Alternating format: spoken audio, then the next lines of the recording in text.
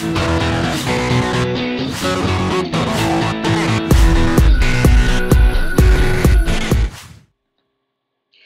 everyone, this is Dr. Ann, and welcome to the Fit Foodie Pharmacist Show, the place to be for real talk with real experts and real results so that you can heal yourself naturally. Now, if you haven't done so already, make sure you come check us out at drann.com, spelled A-N-H as in healthy, because there you can get my free gift, The Clean Eating Rules, and it's my #1 guide for how to eat to lose weight. Now, I'm sure if you've been following me, you know that 80% of weight loss is due to proper nutrition, and this guide teaches you everything that I learned on my personal weight loss journey, and you can get it for free at drann.com. So in today's episode, we're chatting with Stephanie Inness, who is a personal trainer from fitinnesstraining.com and a close friend of mine. She's the one who actually introduced me to everyone's favorite exercise, burpees. And she is a certified fitness trainer and fitness design consultant who battled an eating disorder to get control of her health and placed second in her first natural bodybuilding competition. And Steph has never believed in a one-size-fits-all approach to anything, so especially diet and exercise. And she believes that a successful fitness program and nutrition program has to be designed to fit the individual. So in our episode today, we chat about why cutting calories does not work to lose weight, why adding cardio is not the answer to a weight loss plateau, what a typical day of meals looks like for her, how she went from 98 pills a week to being on no medications at all and normal lab values, and the biggest challenge that people have with nutrition and how to overcome it, and of course much more. So let's go chat with Stephanie. So welcome, Stephanie, to the show. Thank you.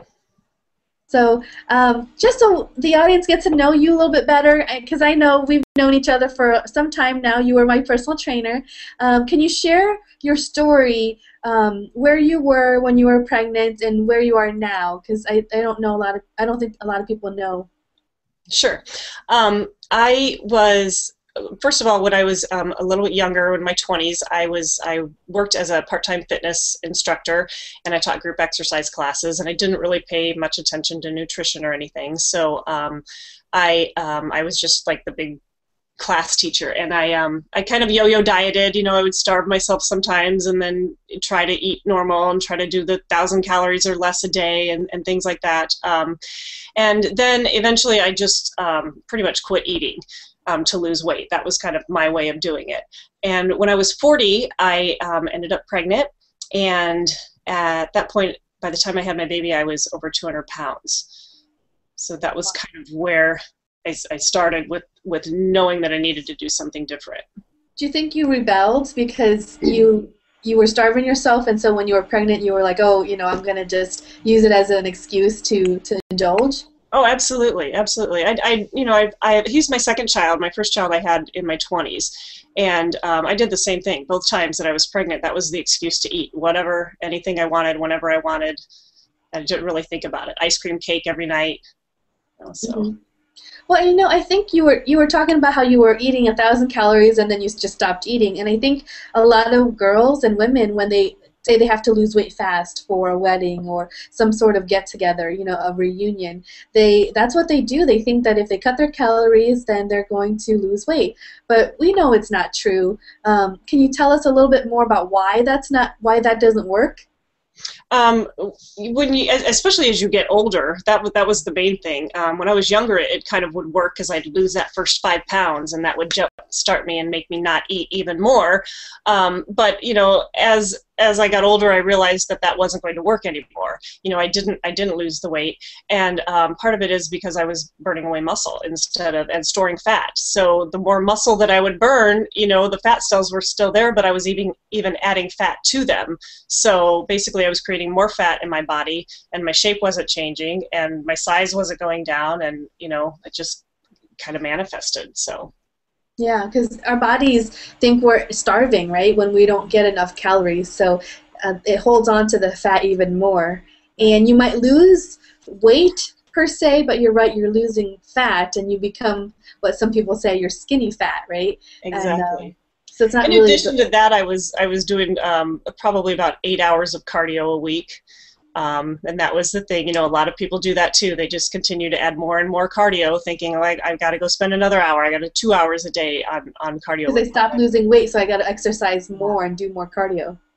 Yeah, I would teach a fitness class at 5:30 at night. I would go lift weights, but then run intervals on a treadmill and then teach another class, and then I would go home and not eat. And so I was definitely putting, adding stress hormones and everything else in my body, and just not doing anything to level myself out and to feed myself, nourish myself. So starving yourself and doing endless cardio is what doesn't work, right? Right. So tell us about what does work then. Right now I probably eat more than I ever have. I eat regularly throughout the day. My biggest problem when I started to change my eating habits was understanding what 6 small meals meant. Because to me, a meal was, a big plate of food.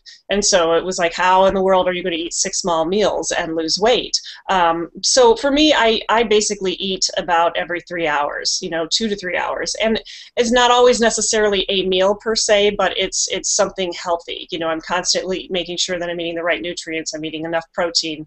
That was also another big thing for me, is I rarely ate protein. I grew up, I'm Greek and Italian, so we're a big pasta family. So I love pasta, and that was it. And there was never protein included. So that's definitely been a big factor in helping me get to where I'm at today. So you were 200 pounds when you were pregnant, right? And after you had the baby, if you don't mind me asking, how much do you weigh now? Right now I'm about 130. Okay. So what changes did you make? Well, actually, that's pretty awesome. But first of all, congratulations. Thanks. And how did you do it? What changes did you make that made the biggest difference for you?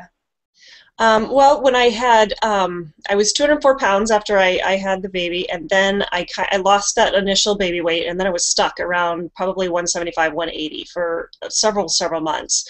I was also very, very sick. And so basically I just got to the point where I had to start eating regularly. I had a lot of issues with food. There was a lot of foods that hurt me, and so my tendency again was to not eat because I was afraid I was going to get sick every time I ate. Like they hurt your stomach, or? Yes, I would get. I was vomiting bile a lot. I would have stomach cramps. Depression, extremely depressed, no energy whatsoever. I used to not even want to get out of bed until noon, and then I would get up and cry and want to go back to sleep. But yet at night I couldn't sleep. I had insomnia, so I was up all night long.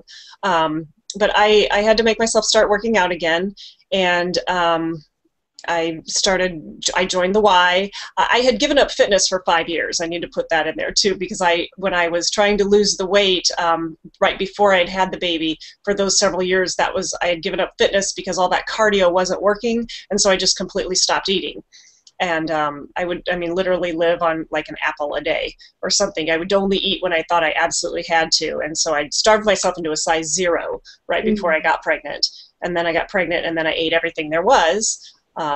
So then I ballooned. So yeah, I really had to learn how to eat right for the first time in my life at 40 years old, because I just never had before. So what are the strategies on how to eat right to lose weight then? The very first thing is breakfast. That was the biggest thing for me, because I never ate breakfast. And so, I learned that, what you do the very first thing in the morning is going to set you up for what happens throughout the rest of the day. So I had to start eating a real breakfast too. It wasn't going to be like, peanut butter Captain Crunch. I had to start eating protein with my breakfast, good carbs. I had also learned that, the carbohydrates are like the main thing that your brain needs to function and get going. And so that, pulled into a lot of the fatigue I was feeling, and a lot of the, brain fuzziness and the depression was because I hadn't been eating breakfast. So I started eating breakfast. I started eating small snacks throughout the day. Made sure I ate, lunch every day, ate snacks again, and dinner at night. And I had to give up Doritos and chocolate. Those were my favorite things to eat before bed. So basically it was learning to eat real food as well. Many of us grow up under certain traditions or certain ways that our families have taught us to eat, and we continue to do those things not knowing that it's really not the healthiest thing. So I had to, I've always liked vegetables and fruits, but I didn't really eat them that much because I ate pasta and bread and cereal. So I had to incorporate a lot more vegetables into my diet, a lot of fruits, and definitely a lot more protein. So breakfast, you say, is very important, which I agree with you. Can you share with us, some of the things that you eat for breakfast on a typical day? Sure. Right now, I eat probably about 5 eggs for breakfast. I eat the yolk. The yolk is kind of, I think it's a personal.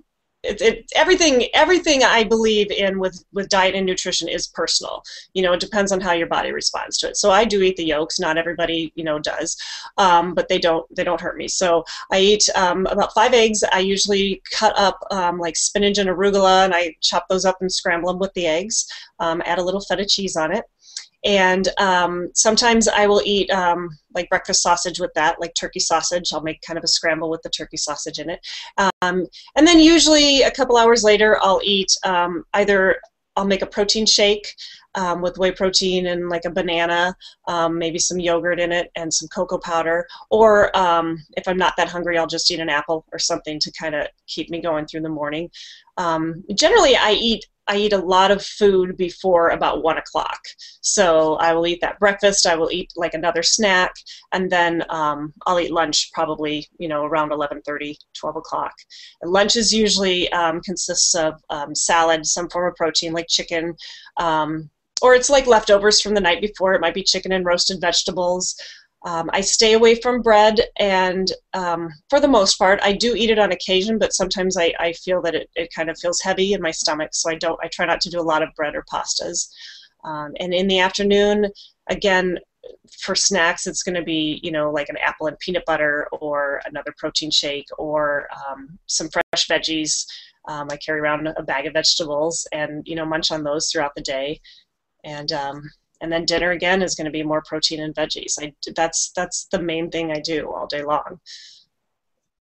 So why did you say that you try to eat a lot before 1 o'clock? It definitely helps my energy level. The more I can eat in the morning, the more energy I'm going to have throughout the day. It also helps keep me fuller longer. So if I eat, for instance, the other morning I scrambled up eggs with some breakfast sausage, and then I made baked apples, or not baked apples, just cooked apples, which I just cooked them in a little water on the stove with cinnamon. Mm-hmm. And when I'm done, I stir up a little bit of peanut butter in it. It's wonderful. It's really easy. It takes about 10 minutes. So I had the scrambled eggs and those apples, and yeah, I was literally, I knew I had to eat again because I need to keep my blood sugar balanced and level throughout the day, but I ate that probably around 9 o'clock, and I literally was not hungry until 2. I made myself nibble and keep eating, but I wasn't hungry. So it definitely fills me up, and it stops me from thinking about food all day. Gives me a lot more energy in the morning. So you say that's kind of your focus, is teaching people to keep their blood sugar level, right? Mm-hmm. Why is that important? That is definitely what helps. It helps with your energy levels. It helps with your hormones. It helps keep the cortisol and insulin levels in your body more neutral, so you're not having those peaks of highs and lows throughout the day. So you don't hit that 2 o'clock in the afternoon when you want to slam your face onto the computer and go to sleep. It's also it's just a general. It just makes me feel better to keep it level. I have an issue sometimes with my blood sugar dropping, and I will feel really dizzy. And in fact, not long ago that happened to me, and I took my pulse when this was going on. My resting heart rate is usually around 54, and just sitting on the couch it had gone up to 78. So it's like my blood sugar will drop, but my heart rate will increase. And interestingly enough, I know at that point I need to eat vegetables. So for me, vegetables just kind of bring me up and level me back out. So again, I start to kind of monitor how my body feels throughout the day and make sure I keep things level so I feel the best. Yeah, and when we were training together, you emphasized that I should keep a food journal as well. How I felt, and then what I ate as a result of how I felt. And I think that's really important, journaling, because like you said, everyone is different. and how I respond to something might not be how you respond to something. And everyone's journey is going to be different, right? So having that journal to refer back to is so crucial, so that you find what works for you. Absolutely. I look at a journal as like your instruction guide to your body. Mm-hmm. You know, that was something that I really had to learn to do. But there's a lot of foods out there that I think people have they develop food sensitivities, you know, to, and so consuming those foods all the time creates, you know, inflammation in your body, and which causes you all kinds of digestion issues, as well as just overall, you know, not feeling well. And so, in a food sensitivity, sometimes it doesn't show up right away. You know, like an allergic reaction to a food is going to hit you right away after you eat it, and it's going to be pretty severe. But when you have a sensitivity, it might take, you know, up to 72 hours for it to manifest and start affecting you. So if you're constantly writing down not only what you're eating, but how you feel throughout the day, how you feel in relationship to what you're eating, how you sleep at night, just different things like that, then when you do have a reaction, you can kind of look back and go, okay, what did I eat in the past, you know, 3 or 4 days, or and see if something like that might be affecting the way you're feeling. Mm-hmm. So, okay, let's talk about your story, right? You had a history of, was it fatty liver disease? Yes, yes. When I, before I got pregnant, right before I got pregnant, in fact, it was about 2 months before I found out, I had an emergency appendectomy. So that was the first time I got sick. Then I got pregnant, had my baby, and my birth, I had a C-section. So that was the second surgery. Right after that, I had my gallbladder removed. So it was literally a month after my C-section, I went back in for gallbladder surgery. And then after the gallbladder surgery, I had consistent pain for about a year. That was when I was very sick for about a year. I was vomiting bile, and the fatigue and everything hit. And constantly going to the emergency room, you know, I felt like I was losing my mind, because doctors just kept saying, it's all in your head, we can't find anything wrong with you, and this, that, and the other. Finally, I was sent to a I can't say it, sorry. That's okay. Gastroenterologist, and they first diagnosed me with fatty liver disease. And at first I didn't understand that, because my thinking was, okay, yeah, maybe I weigh a little bit more now, but I've always been thin my whole life, so how can I have fatty liver disease? You know, not realizing that sometimes that is caused by people not eating, you know, not eating enough calories, not eating enough protein, and different things like that. So I kind of started researching what is fatty liver disease about, and thought, okay, maybe I can have it. And then usually it's something that you have when you eat too much fat, right? And it infiltrates into your liver. But I guess the opposite is true. Mostly, probably because what we were just talking about, your body holds on to fat and stores fat if you're not eating. Exactly. Okay. Yeah, and I didn't really understand all, you know, like I said, having been involved in fitness all this time, I really didn't ever focus on nutrition, you know, up until this point. After the fatty liver disease, they gave me some suggestions and antacids and different things like that, but I was still very sick. And I started changing my eating habits, but I still found that every time I ate, I didn't feel good, so I still didn't want to eat. And so I'd gone back in, and they did a liver biopsy on me, and that result came back with me being diagnosed with primary biliary cirrhosis, which is an incurable disease. It's an autoimmune disorder, and they're not really sure what causes it, but it's not related to alcohol. It's definitely something that they say is hereditary. And with the diagnosis of that disease, it was like, you're never going to get better. You're basically going to take this medication forever, and, you know, hopefully the medication is going to, you know, make you survive longer. But, you know, I was kind of faced with, here you are with this disease, and there is no cure for it. So now, are you cured from it, or do you still live with it? I would say, I can't say that I'm cured from it, because I've not been given a medical opinion that I have been cured for it. However, at that point, it was kind of like, you know, I got really depressed at first, and then I thought, all right, there are people out there that have cancer. There are people out there that, you know, have all these other diseases that that I've heard of that have this miraculous change, you know, because they've changed their life and they've changed their attitude and changed their nutrition. So I kind of decided that was the starting point for me to discover what was it going to take for me to get better. And I kind of wanted to become one of those people. So I went to college, and I was going to college for something else, but I decided to take a nutrition class as an extra class. And I started studying the hormonal nutrition through metabolic effect. And all of this stuff started making sense to me. Pretty soon I started reading how autoimmune disorders can be caused by the foods you eat. And I had an autoimmune disorder, you know, and the different effects that foods can have on your liver and things like this. So I started paying attention to those things, and I started taking the advice and taking the steps to really start eating well.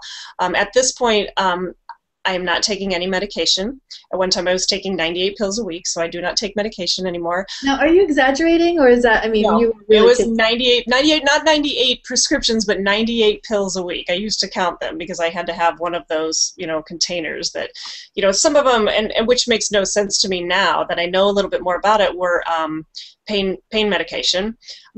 You know, I was taking a lot of antacids, a lot of pain medication, things for cramping, intestinal cramping, bladder cramping. I mean, they had me pretty much on anything that they figured might help, and none of it did.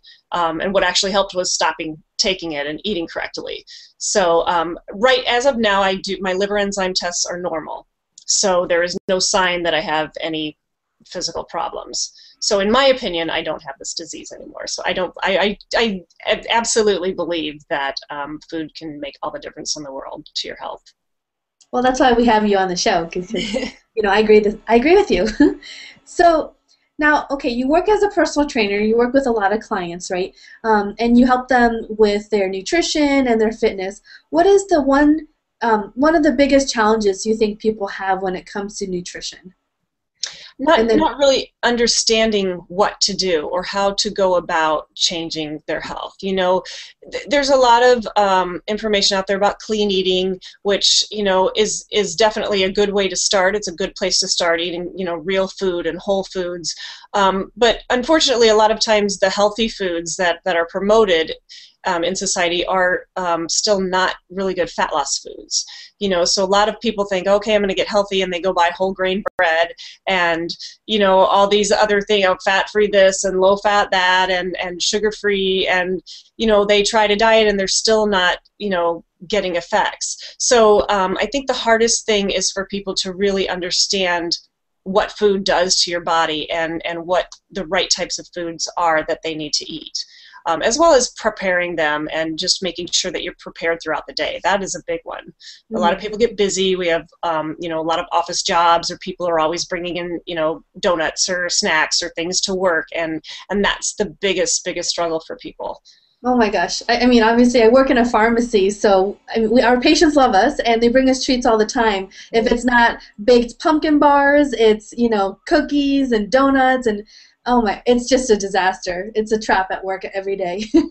Yeah, it's a very, you know, and I want to add though too that the other thing is that I don't eat perfectly all the time. You know, it takes a while to get your body comfortable with being normal again, you know, and functioning properly. But, you know, as it has started, you know, as it did, it was like I eventually could have those cheat days, or, you know, sometimes I'll, you know, I can enjoy a weekend and go have fun and eat. But I know the difference is, now that I know how food works with me, is that I understand what else I can do to correct something when something flares up again. You know, if I have stomach pain, or like I was talking about the blood sugar drop, or different things, I know what I've done because, you know, the journaling and paying attention. You know, my stomach starts turning too much, probably been eating a little bit too much bread or pasta, or, you know, things like that. So I'll know to cut them out again. And so it's not, you know, a lot of people think, oh, the diet is forever. I've got to eat this way forever, and I can't eat this way the rest of my life, and so they give up too quickly. Mm-hmm. Well, that's kind of what happened with me. You know, I'm getting back on track, but I was eating clean, and I was cooking and eating raw vegetables as much as possible, but it came to a point where it was just really boring, you know, and it has to be something that you can sustain. So that's kind of the journey I'm on right now.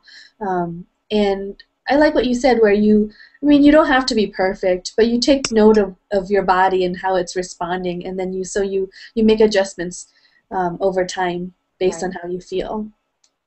And I think the other thing that is huge for people is giving up sugar. Mm. You know, I mean, we're just a sugar society, and sugar is in everything, you know, and, you know, there's the artificial sweeteners as well. You know, people don't understand that when you put something in your body that tastes sweet, you know, your brain signals your body quit burning fat because, you know, there's more calories coming in. So they start storing whatever's there, and they shut down that fat burning process. And so, you know, if you put something sweet in your body and you don't put calories with it, which is what happens when you use artificial sweeteners, you're basically damaging your metabolism. You're making it stop, and your body's constantly waiting for that food. And so then at some point what generally happens is you give in and you binge, you know, and then so much for that Diet Coke you drank at lunch because you just ate, you know, all those pumpkin bars that somebody brought in, you know, things like that happen. So sugar is huge. And I think when people really start paying attention to how many grams of sugar they're eating per day, it's kind of an eye-opener for them because they think, oh, I don't eat that much sugar, but they generally are very surprised. Okay. Well, so you said earlier, Steph, that the biggest challenge that your clients have is eating clean from the beginning, right? So where do you get them, or how do you get them started? Where do you have them start so that they start making the habits to better eating and better living? I give them the lists of like the best foods for them to try to stick to. And I teach them how to buy things, you know, properly in the grocery store, how to look at labels, you know, what to check for. So I kind of teach them the basics of what the best food is. I give them recipes, invite them to kind of explore. You know, I wasn't much of a cook either until I started eating this way. Now I love to cook because basically I'll have nights where I open up my refrigerator and go, okay, what's for dinner? Because I'm going to create it. So I try to get people to understand it doesn't have to be boring, you know, to just different tips on using, you know, fresh seasonings and things like that. I give out kind of a sample of how to eat during the day, but it's not a meal plan for them because each person has to figure out what their own meal plan is. So I just kind of try to guide them with, here's an idea, here's how I eat throughout the day, here's different snacks you can try, so pick one of these, you know, for your morning snack, pick one for your afternoon snack, pick this for breakfast, pick this for lunch, pick this for dinner, and, you know, just try to get them. And generally when people start to do that, it's very quick that they start to think, wow, I feel so much better. And that's what's exciting for me. Generally it's that they feel better first, and when you feel better, then you feel like exercising, and you feel like doing more. So what are some of examples of clean eating foods, right, that you tell people to stick to? The first thing that I do is I explain the difference between carbs. There are starchy carbs and there are fibrous carbs. So I think the biggest thing for fat loss is to reduce the amount of starchy carbs that you eat. And a lot of people don't understand things like beans are not a protein. Beans are actually considered a starch. An easy way to look at that is, you know, you look at the content of protein and carbohydrate in a food, and if the carbohydrate is higher, then it's going to be a starch. You know, that's when you look at beans that way. It's not, you know, and a lot of people think that, you know, I say protein, they go, oh, beans and peanut butter. No, but, you know, peanut butter is a fat. Beans are a starch. So I try to teach them, you know, the difference there. So try to get them to eat more fibrous foods, the vegetables, definitely green vegetables, lower sweet fruits, such as apples and pears and berries, and try to find other protein sources for them besides the lean meats, chicken and turkey, lean grass-fed beef. Eggs are also very good. Fish. I love fish. I used to never love fish. Now I love fish. So, and a lot of my clients find that too. You know, a lot of people, there's things that they just don't eat. They've never eaten. And they think, oh, I don't like that. But you don't really know until you try. Yeah, you know? I never had sweet potato really on a regular basis, and now I love it, you know. Yeah. So, yeah. Yeah, sweet potato is a good thing too. Yeah, so I just basically try to guide people and help them understand what foods are what. So they also, one of the things with the starches is I help people like buy those little Glad containers, the little half-cup containers, and if you fill those up, that's about 10 bites of starch. So that's about all the starch you need for a meal. It's either that or less. So if you fill up one of those little containers, then you already have it measured, so you have less of a chance of overeating those types of foods. Wait, what size containers? They're the little Glad cup containers or half cup containers. The round ones? Yep, the little round ones. Oh, okay. Yep. They're like about $2 to buy about 8 of them. So they're definitely worth it. So I make oatmeal in the morning sometimes, so I'll fill those up with oatmeal. Fill them up with sweet potatoes. Fill them up with your black beans or other beans that you like. Just little things like that. So I try to come up, daily I'm coming up with other little tips for people to do, but a lot of it, because a lot of people can't measure, they don't want to measure out 4 ounces of this or 12 ounces of that, or have to always count calories. And in fact, I don't promote counting calories. I promote that's awesome. eating for how you feel. So if you're hungry, eat more protein. If you need more energy, eat more fiber. You do need a little starch in there. If you cut that all out, that's not a good thing either for most people. So, but it's just limit that. And I try to get people to give up cereal. Cereal is, no matter if it's, the organic, less sweet cereal or what, it's still going to be packed with sugar in some form. What about Cheerios? The oats, no sugar, like just regular oatmeal. Or here's a really easy trick. If you look on the label, take the total amount of carbohydrates, subtract the fiber, then subtract the protein. The end result number should be under 10. So I'm not really sure what that is on a box of Cheerios, but it's still up there. It's not under 10. It's hard to find a cereal that you're going to get under 10. The problem with Cheerios are probably the best, the closest to one of the best cereals you can eat, but if you eat, you're going to pour milk on it. So then you're adding more sugar, and look in the ingredients, look for hidden sugars.